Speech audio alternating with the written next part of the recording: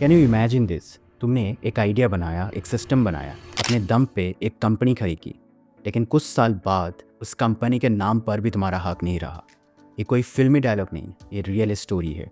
और ये स्टोरी है मैकडोनल्ड्स की असली फाउंडर्स की, डिक और मैक मैकडोनल्ड्स की, और एक सेल्समैन रे क्रॉक, जिसने उनका सारा सपना उन्हीं के हाथों से छीन लिया। लेकिन इस कहानी में सिर्फ बिट्रेयल नहीं है, इसमें है विजन, ग्रीड, रिस्क टेकिंग और एक साइकोलॉजिकल ट्रूथ।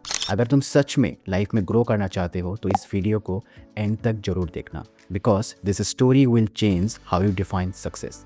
Let's begin. रे क्रॉक एक 52 इयर्स ओल्ड सेल्समैन था, जिंदगी में हार चुका था। फिर एक दिन एक छोटी सी मिल्क शेक मशीन कंपनी में काम करते हुए उसके पास एक अजीब सा ऑर्डर आता है, एक ही रेस्टोरेंट के लिए 8 मिल्क शेक मिक्सर्स। रे हैरान रह जाता, आखिर एक रेस्टोरेंट को 8 मिल्क शेक मिक्सर का क्या काम।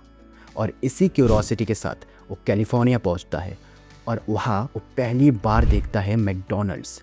एक छोटी सी जगह लेकिन लोगों की लंबी लाइन, सब मैकडोनल्ड्स के बर्गर के लिए इंतजार में। तब उसको पता चलता है स्पीडी सर्विस सिस्टम का कंसेप्ट के बारे में, एक ऐसा रेवोल्यूशन जहां हर सेकंड का हिसाब रखा जाता है और सिर्फ 30 सेकंड में खाना रेडी हो जाता है। According to psychology, the human brain craves instant gratification, और मैकडोनल्ड्स ने इस क्रेविंग को पूरा किया with the speedy service system, और यही था उनका सक्सेस का सीक्रेट। अपनी ज़िंदगी में पहली बार रे क्रॉक ने एक ऐसा रेस्टोरेंट देखा जहां विजन भी था और बड़ा बनने का पोटेंशियल भी। और इसी मोमेंट पे उसने डिसाइड किया ये सिर्फ एक रेस्टोरेंट नहीं, ये उसका फ्यूचर है। जहां पूरी दुनिया सिर्फ बर्गर देख रही थी, रे क्रॉक ने देखा एक मल्टी बिलियन डॉलर एम्पायर।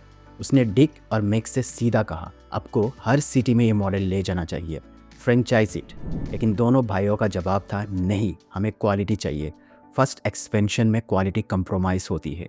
और यही आता है पहला psychological trigger, risk versus safety. रे के पास दो ऑप्शन थे, सिक्योर रहना या अपने विजन को स्केल देना फुल रिस्क के साथ। रे ने रिस्क चूज किया, अपने लाइफ की सेविंग लगाई और फ्रेंचाइजी मॉडल स्टार्ट किया और कहा, if they want scale it, I will. तुम्हारी लाइफ में भी ऐसा मोमेंट आएंगे जब तुम्हें डिसाइड करना होगा सेफ खेलना है या अपने एम्पायर बनाना है। जैसे जैसे मैकडोनल्ड्स फ्रेंचाइजी बढ़ने लगे, रे क्रॉक का हंगर भी बढ़ता गया।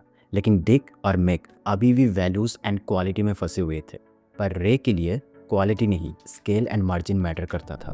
और फिर रे ने वही किया जो हर एम्बिशियस लोग करते हैं जब उन्हें रोकने की कोशिश की जाती है। ही चेंज्ड द रूल।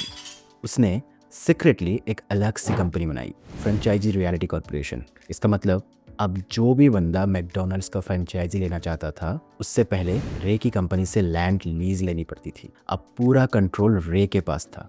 इससे हमें ये सीखने को मिलता है, अगर तुम्हें लगता है सिस्टम तुम्हें रोक रहा है, तो या तो उस सिस्टम के अंदर मास्टर बनो या एक नया सिस्टम क्रिएट करो।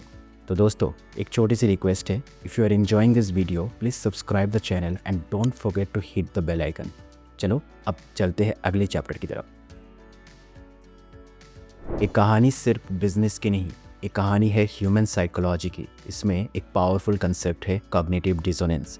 जब तुम्हारा वैल्यूज़ और एक्शन एक दूसरे से टकराते हैं तो दिमाग उन कॉन्ट्राडिक्शन को जस्टिफाई करने लगता है। रे क्रॉक के साथ भी ऐसा ही कुछ हुआ। उसने खुद को ये कह के समझाया, मैं मैकडोनल्ड्स को उनसे बेहतर हैंडल कर सकता हूँ। लेकिन असल में वो पावर के नशे में डूबा हुआ था। आखिर में डिक और मैक को दिया गया एक फाइनल पे आउट, $2.7 मिलियन। उस वक्त के हिसाब से ये एक बड़ा अमाउंट था। लेकिन इस डील का मतलब था दोनों भाई अपनी खुद की बनाई हुई कंपनी से हमेशा के लिए अलग हो जाएंगे।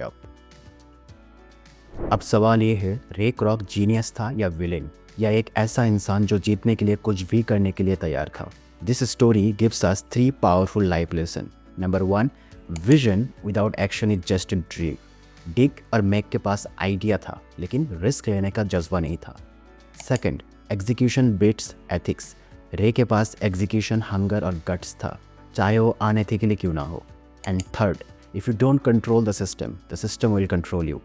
रे सिस्टम में काम नहीं किया, ही रीरोट इट। कभी कभी ज़िंदगी में सॉफ्ट लोग क्रैश हो जाते हैं।